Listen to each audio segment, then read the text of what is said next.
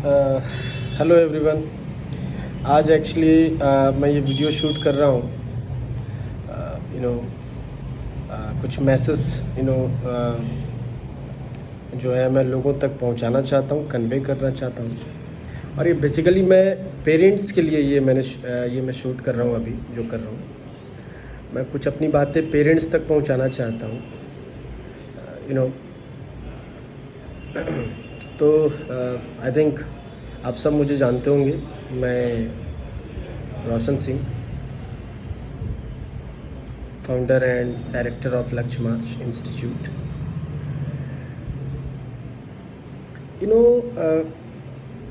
कई लोग मेरे से पूछते हैं कि सर आपने ऐसा क्या किया कि आपके 10-12 स्टूडेंट्स के बैच से आपके 4-5 स्टूडेंट सेलेक्ट हो गए, 4 आईआईटी में सेलेक्ट हुए एडवांस में।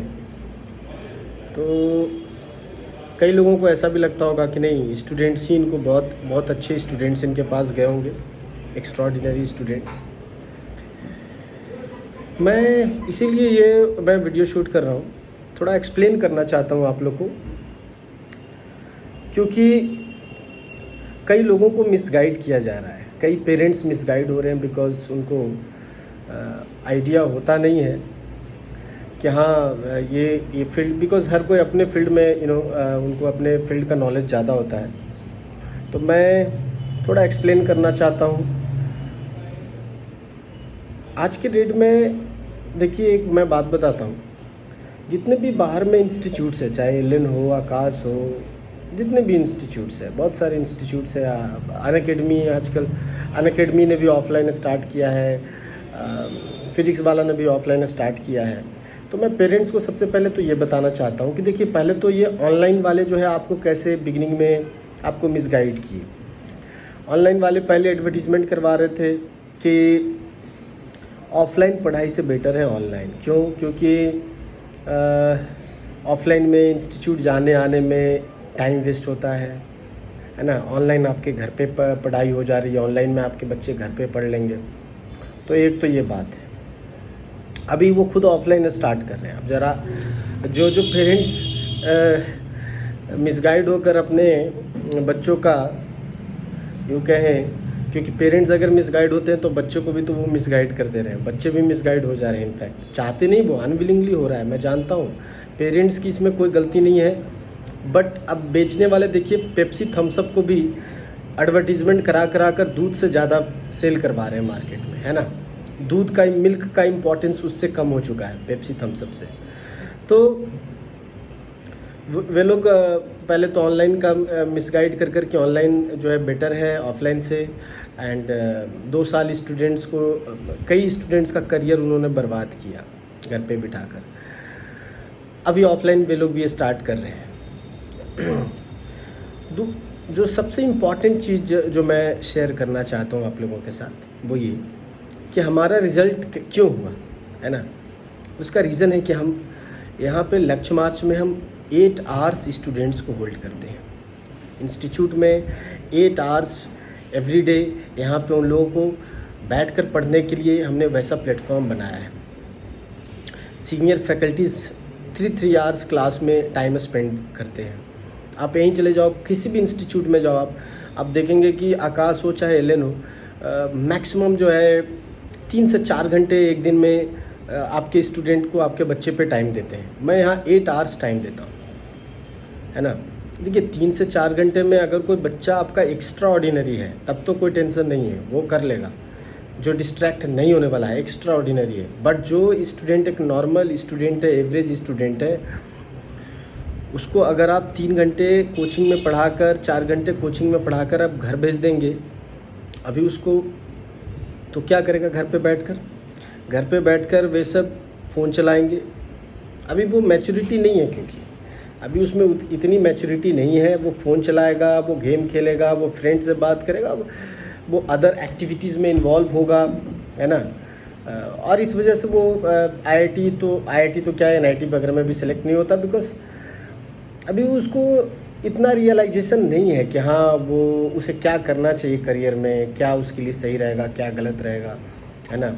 उसको तो जैसा फ्रेंड सर्कल मिल जाता है उसमें अपना वो है ना इन्वॉल्व हो जाता है। लेकिन ये पेरेंट्स की रिस्पॉन्सिबिलिटी है कि बच्चे को सही जगह पे आप भेजें। 8 घंटे मैं होल्ड करता हूँ। हमारे पास जो स्टूडेंट्स आए थे ऐसा नहीं था कि एक्स्ट्राऑर्डिनरी, एक एवरेज स्टूडेंट को IIT में भेजा है अभी हमने, है ना। एक 4 स्टूडेंट में एक IIT रुड़की में गया, IIT भिलाई में गया है, IIT हैदराबाद में गया है। तो एक एवरेज स्टूडेंट से हमने IIT कराया। वाई? बिकॉज 8 आवर्स 9 आवर्स यहाँ पे होल्ड कर यहाँ पे उसे एक वैसा प्लेटफॉर्म हमने दिया कि यहाँ पे रुक कर पढ़े एंड मोटिवेट कर ज़बरदस्ती यहाँ पे रुकवा कर, तो रिज़ल्ट ऐसे होता है। तो अगर कोई भी कोचिंग अगर आपके बच्चे को 8 घंटा टाइम देता है तो मैं कहता हूँ कि आप वहाँ भेज सकते हैं। 8 घंटे टाइम के साथ ये भी देखना होगा कि वहाँ का माहौल कैसा है। अगर सीरियस माहौल है एंड अच्छे फैकल्टीज़ हैं जो कि मोटिवेट कर रहे हैं, गाइड कर रहे हैं बच्चे को, ऐसा फैकल्टीज़ नहीं होना चाहिए। आजकल मैं देखता हूँ ऑनलाइन में जो पढ़ाने आते हैं, मैं एक दिन देख रहा था, एक स्टूडेंट ही मुझे दिखा रहा था, फिजिक्स वाले की कोई मैडम है, गा रही है, डांस कर रही है ना। अब वो अपना ब्लॉग भी बनाते रहती है हमेशा डांस उन्स कर। आप बताइए कोई बच्चा क्या उन्हें देखकर, किस टाइप के बच्चे उनसे मोटिवेट होंगे?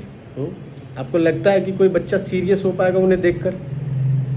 फैकल्टीज़ ऐसा होना चाहिए कि जिससे देखते ही बच्चे बिल्कुल सीरियस हो जाए, फोकस्ड हो जाए, है ना, उसके माइंड में कुछ और आइडिया नहीं आना चाहिए। बट यहाँ तो ऐसे टीचर्स हैं, बच्चे खुद ही डिमांड कर रहे हैं, मैडम ज़रा नाच कर दिखाइए। तो ऐसे मैडम है वो उन्हें देखकर बच्चे सीरियस होंगे क्या? पढ़ाई करेंगे क्या? वो बच्चे एंटरटेन हो रहे हैं।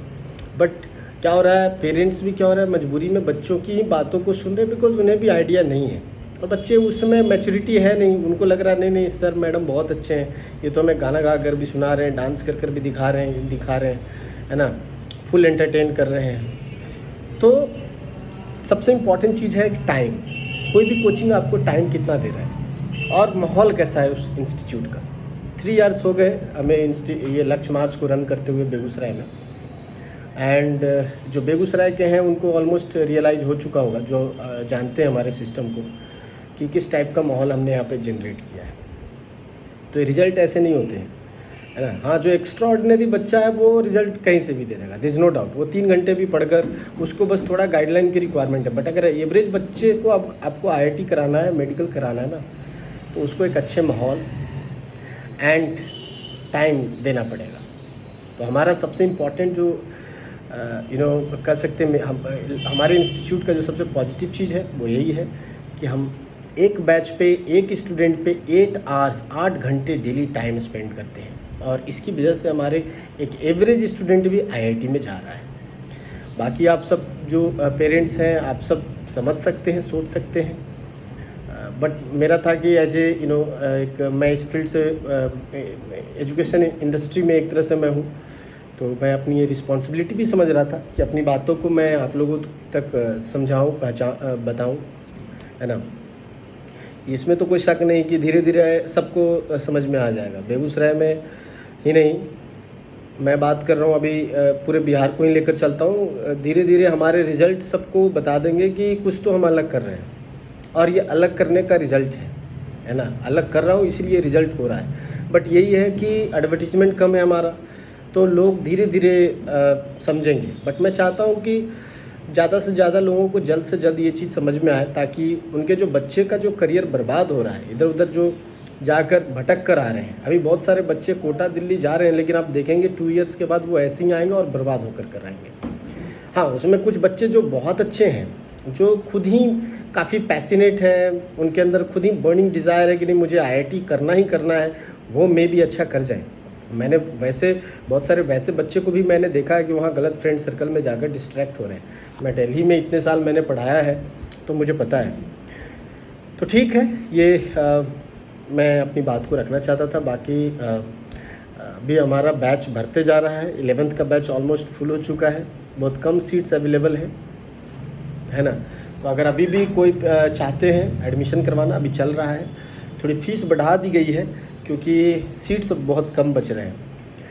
तो थैंक यू सो मच जो लोग एक अच्छी चीज़ को सपोर्ट कर रहे हैं, जिससे कि आने वाले टाइम में डेफिनेटली लोगों को इसका एडवांटेज मिलेगा, बेनिफिट होगा। And thank you so much. Have a good day.